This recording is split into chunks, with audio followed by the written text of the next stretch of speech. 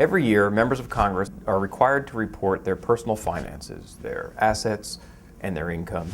And every year, Roll Call and other news organizations make an attempt to rank the 50 richest members of Congress based on these forms. The problem is that congressional financial disclosure forms can conceal as much information as they reveal. For instance, a member only has to list their income and their assets in categories. If an asset is worth more than $50 million, it just goes into the over $50 million category. They don't have to say how much over $50 million, just that it's over $50 million. By the same token, the spouse of a member of Congress can report assets in categories of over $1 million.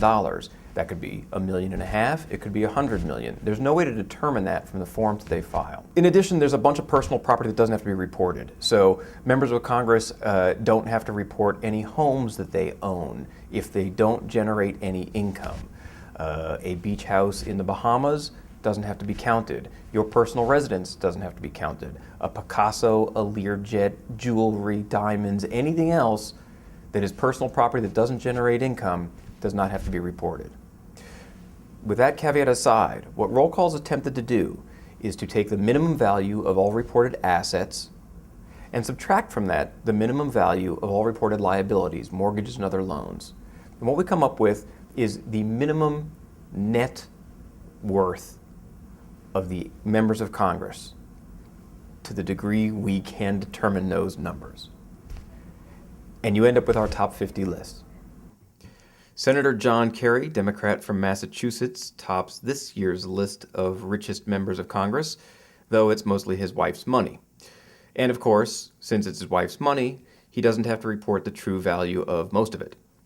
Kerry does list a minimum of $230 million in assets, highest of any member of Congress, but Forbes magazine has suggested that Teresa Heinz Kerry is worth closer to $1 billion.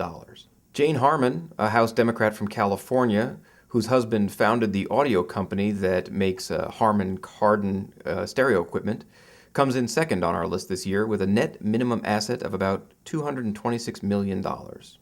Darrell Issa is third on the list this year at $160 million.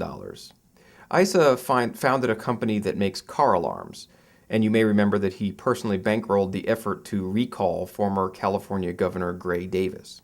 Senator Jay Rockefeller of West Virginia is fourth on our list at $80 million, most of which is derived from Rockefeller family trusts. There's no telling how much money is actually in these trusts. One of them is valued on Rockefeller's report as being worth over $50 million, but he is not required to say how much over $50 million.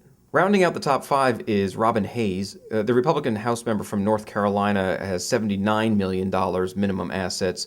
Hayes comes from a prominent textile family in the state, and his reportable worth nearly doubled last year when he inherited millions of dollars worth of assets upon the death of his mother.